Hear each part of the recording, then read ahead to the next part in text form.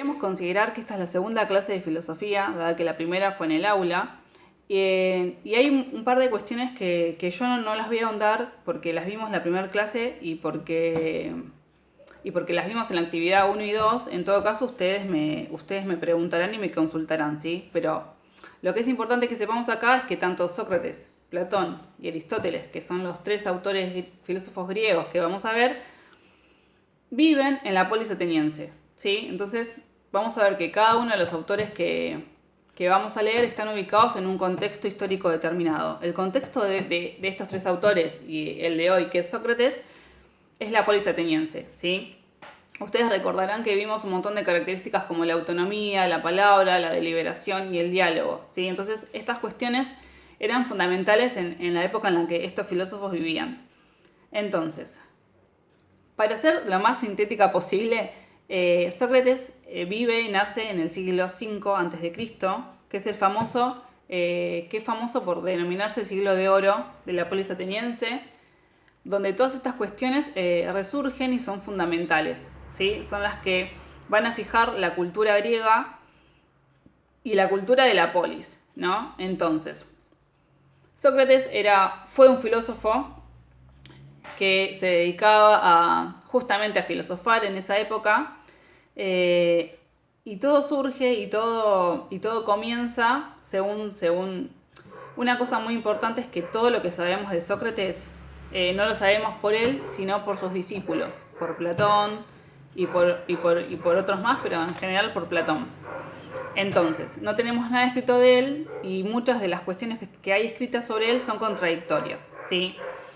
Pero bueno, lo que se sabe es que un amigo de Sócrates, que es Querefonte, al oráculo del dios Apolo, que ustedes como habrán visto también en los textos, las polis veneraban a varios dioses, ¿sí?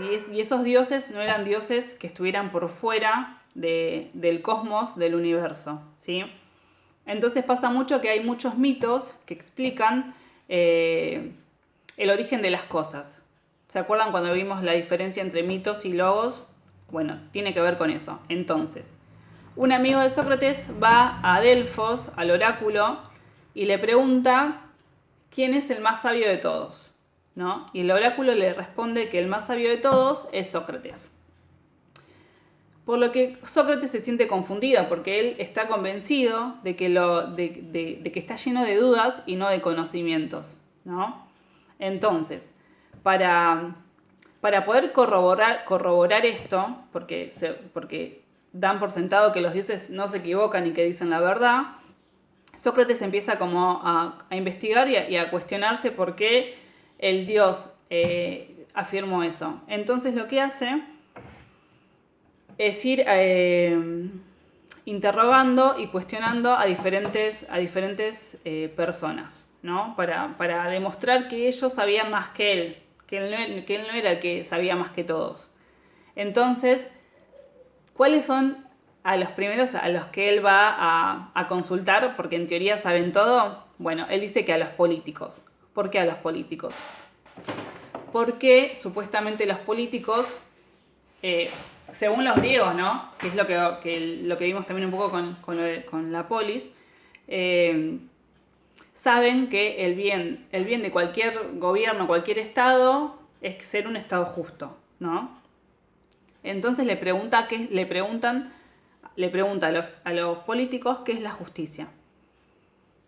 A lo que Sócrates se da cuenta que no saben o que sus preguntas son erradas, sus respuestas son erradas, y se dan cuenta que no saben lo que es un estado justo, ¿no? ¿Por qué? Porque vamos a ver que Sócrates lo que busca siempre es una respuesta universal, ¿no? Que sirva para todos. Entonces, si por ahí a alguno le decían que justo es que todos tengan comida, otro le decía que justo es que se cumplan las leyes, ¿no? Que en eso Sócrates está de acuerdo, pero ninguno sabía responder efectivamente qué era un estado justo.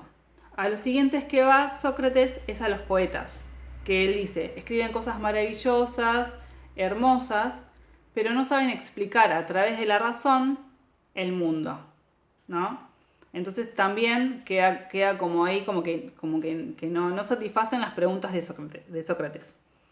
Por último, va a los artesanos, ¿sí? Los artesanos que Sócrates dice saben de algún bien específico que trabajan o que realizan, pero creen saber todo y no saben todo, saben algo específico.